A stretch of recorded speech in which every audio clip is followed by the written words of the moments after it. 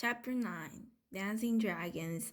Capri nodded to Anna and soared up into the sky over the valley of starflowers.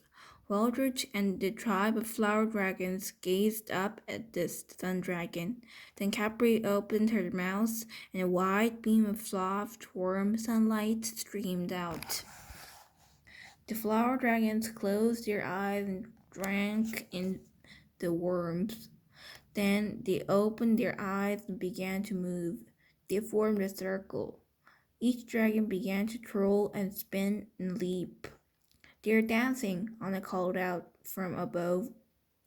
She stared at them, spellbound. Flower dragons eat sunlight. It powers them up, Dragon remembered. Capri's light must be giving them extra energy. "Incredible," Bright-Eye said, flirting her wings. "They will be able to perform bloom even if the werewolf comes at night." Oscar put his hands on his hips. "That's great, but a werewolf is a terrifying creature with sharp fangs and whipped claws. Even with some flowery blooming power, a bunch of tiny dancing dragons won't be able to fight a werewolf. We need to go back to the village, get pitchforks, and..." "What about your rhyme?" Drake reminded him. "It says the werewolf can be stopped by the dragon's bloom. That has to mean bloom power, doesn't it?" Oscar frowned. "Maybe, but..." "Hey!" A strange wail echoed through the valley. Startled, Capri quickly landed in the grass. The flower dragon stopped dancing. "Hey!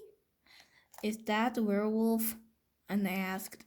A rustling sound came from the forest at the edge of the valley.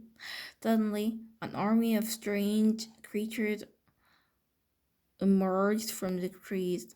"Hey!" Oscar gasped. "The finsterbuns," he cried. Chapter 10 The finsterbuns. The strange small creatures charged forward. Drake squinted. They looked like rabbits, but different. Each one had literally wings, sharp teeth, and antlers. Drake gasped. The finsterbuns looked like dangerous mini monsters. They're more weird than dangerous," Oscar explained. "They live in Finster Hollow in the other side of the village. We stay away from them. If you touch one, you'll sprout furry bunny ears and a fluffy tail. Old Man John touched one when he was a boy, and he still wears a hat all the time." Anna took a step back. "That is definitely weird." "Hey!" Hundreds of finsterbuns, more than Drake could count, raced onto the field and quickly began munching on starflowers.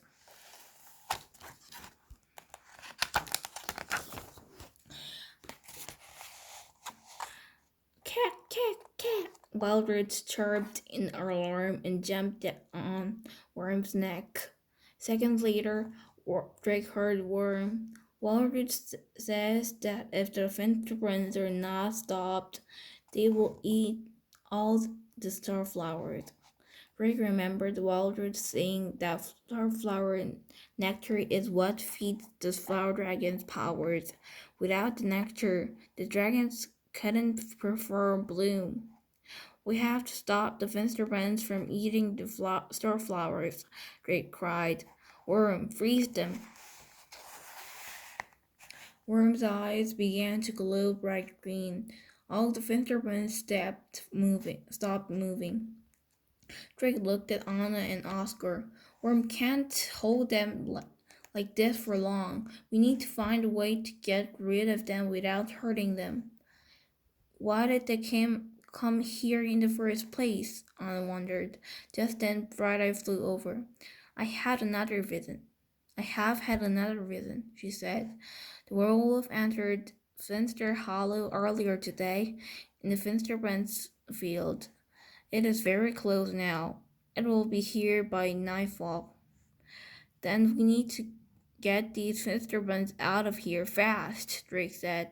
The flower dragons need to feed on starflowers to get ready for the werewolf.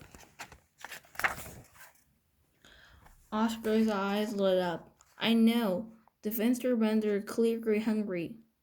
We can lead them to the big field of chamomile flowers that's between here and the village. There is plenty of chamomile in the mountains, so the finsterbuns can eat all they want. I think the finsterbuns might follow the flower dragons if they start dancing again, Anna suggested.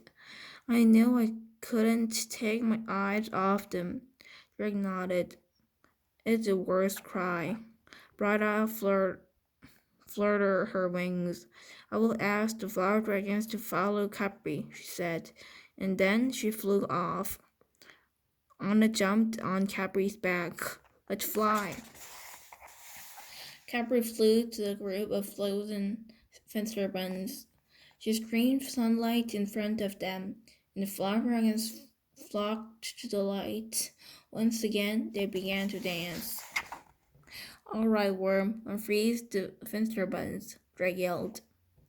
Worm's eyes stopped glowing. The weird creatures started moving again. They munched on the flowers.